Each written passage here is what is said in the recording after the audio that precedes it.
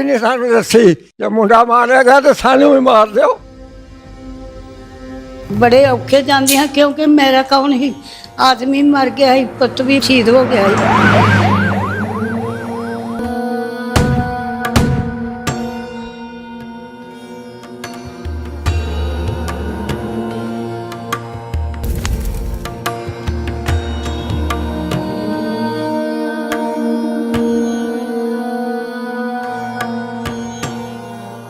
16 ਸਾਲ ਦਾ ਮੇਰਾ ਵੀਰ ਝੋਨੇ ਨੂੰ ਪਾਣੀ ਲਾਉਂਦਾ, बलदेव सिंह ने फड़ के गोलियां मार के मार। उसका कोट बड़ा है, एक ना एक दिन इंसाफ मिलेगा।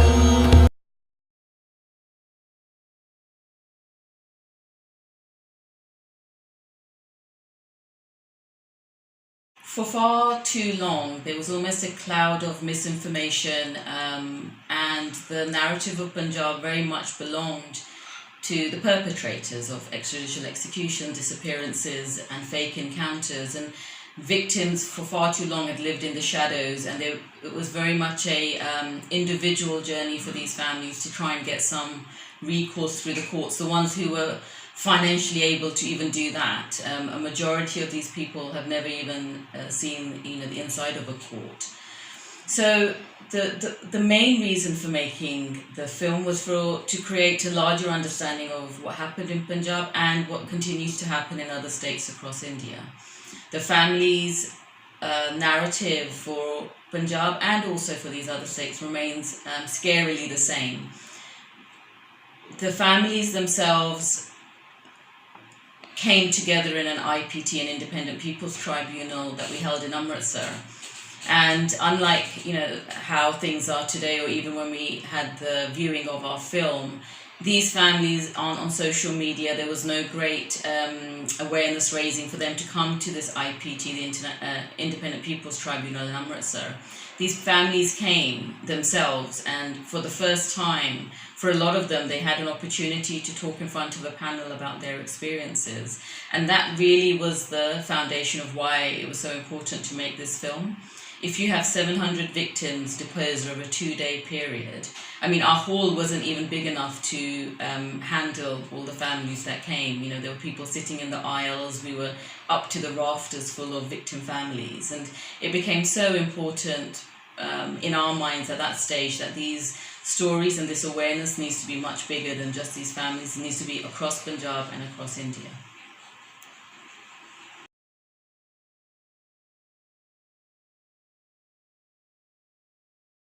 The reason that we've used the word disappearance for our documentary, and we've used it in a lot of our interaction with the general public, is because for the families that remain in Punjab, these are disappearances.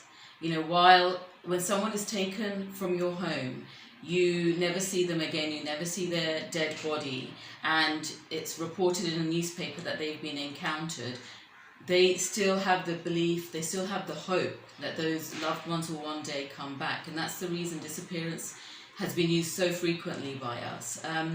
That hope, that spark of hope, is such a powerful thing for a lot of these families. For example, we documented one case where the brother had been disappeared. The brother that remained went to every single prison across India, all the way to the Andaman Islands, to find his brother. Someone would say, oh yeah, he may be here and he may be there. He spent 10-15 years following these random leads, obviously never finding his brother, but the hope kept him going to the extent that he's not really ever lived his own life. From the moment his brother disappeared, his life became a pursuit to find the missing brother. I think for the families in Punjab, for a majority of them, especially when they haven't seen the dead body of their loved ones, they haven't been given any ashes, they have no closure to this really long 2-decade struggle. The courts aren't recognizing that their loved ones were killed. They have no death certificates. For them, these people will always remain disappeared, and that hope is a double-edged sword in Punjab because it is so devastating. Yeah, so there are really 4 pillars to this struggle, which should really be in any situation where you've had mass atrocities and mass state violence. The first is truth. The second is justice, non-repetition, and rehabilitation of the people that have been affected by this. At the moment, there hasn't even been acknowledgement by the state to say that these people were taken arbitrarily. The victims have huge problems without death certificates. The children couldn't get admissions into colleges. They can't even, the ones who have, through their own efforts, studied and then they're sort of applying for jobs, find it difficult to sort of get these sort of rehabilitation subsidies for people that have grown up as orphans. Widows can't get pensions. There was a package that was made by the successive Punjab governments for victims of terrorist-affected violence, where the children were given free education, the widows were given pensions, and if they had children that were of adult age, they were given jobs in particular quotas. Now, our campaign is on different levels. One is, if there was a rehabilitation package for those victims, it should be extended to the victims of state violence, so there should be complete parity. But more fundamentally, there needs to be a truth commission in Punjab, which would encompass a missing persons inquiry. One thing that we've done through our work isn't just to document these cases to say that these people have disappeared. Hundreds of these cases, we can say that they disappeared and this is what ultimately happened to them. So the state needs to give a response, as they did in the Kallara mass cremations case. 2,097 people were cremated as unclaimed unidentified in Amritsar. It took the Supreme Court and the National Human Rights Commission 15 years, but the one thing that came out of that litigation is that 1,527 people were identified because the Punjab police, through the course of those proceedings, identified on that perspective that 75% of those victims who were unclaimed unidentified have been identified. Then they need to do the same process with 8,000 victims. And as we start this journey and this process, if a commission was established, then there will be many, many thousand more victims who will come forward, and then the same thing should happen to them.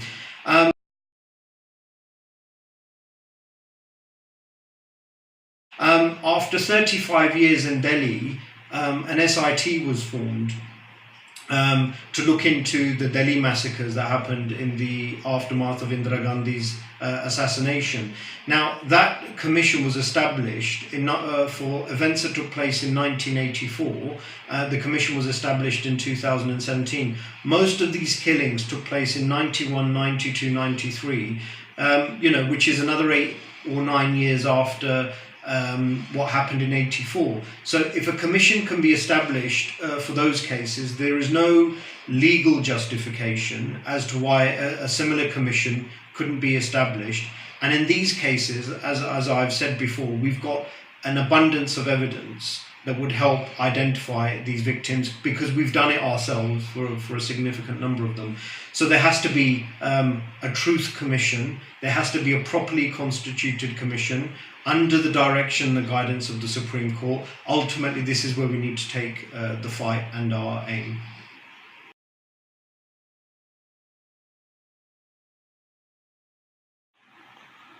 Well, the Punjab conflict affected a number of people across economical situations, everyone from lawyers to the judiciary to journalists to doctors to teachers. The vast majority of victims were people who were extremely low in the financial stratosphere, if you like, and a lot of these people were from the border area of India, where from the beginning really they've never had any infrastructure. There's been it's a very different situation to the rest of Punjab, and those families, to a large degree, you would have heard in the documentary as well that one of our lawyers talks about how if there's 100 cases, only 1 or 2 would have pursued them legally.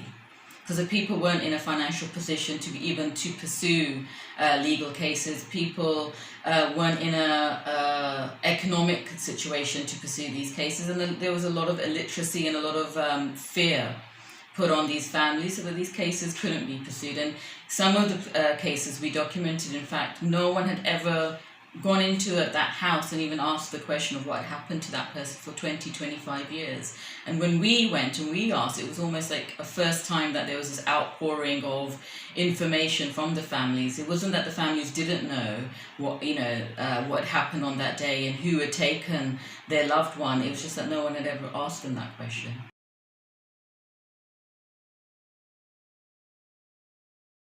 It's not a case of whether they can, they must. There's a constitutional obligation. The right to life is sacrosanct. It's one of the most important constitutional provisions.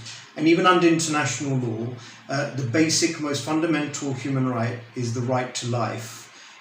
No one can arbitrarily take the life away of any citizen of any country, and the Indian constitution enshrines that in law. So our question really is whether or to what extent justice will be delivered, not that it can't be, and it has to be. I mean, this case carries the hopes and aspirations of thousands of people of Punjab, but it also carries, and a lot of other human rights groups, activists, different marginalized minority groups throughout India are also to some extent pinning their hopes. I mean, we're overwhelmed with the solidarity, the messages of support, and the linking of arms, that if we all stand together, and this is the theme that comes out in the documentary, we have to make the institutions understand, we have to make them listen, we have to make them deliver. So really there's no sort of third or second option.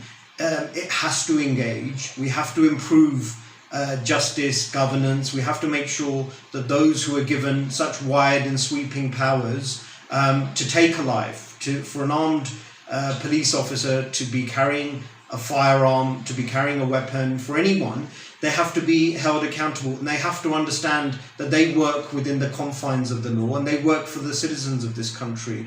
So this petition actually raises some really fundamental questions on to what extent the security forces in Punjab were permitted to do this, accountability for their actions, and how we move forward to ensure that something like this never happens again. It happens to different extents in other parts of the country, but we've really got to have this debate now. And it's not something that we can sweep under the carpet. It's not something that we can say is exaggerated or sensationalized. It's something that is backed up by evidence, and it's something that we have to have a debate, not just in the Supreme Court, but in a mature way amongst every single stakeholder of this country. How do we stop these killings?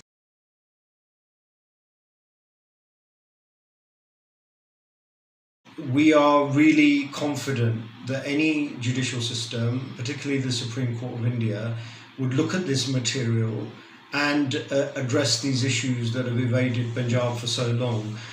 There is clear evidence of the killings. There's clear evidence of the perpetrators. The witnesses are all willing and able to give very detailed accounts, as they gave to us, of how these people were taken from their houses 4 or 5 o'clock in the morning, which police stations, which police personnel were involved.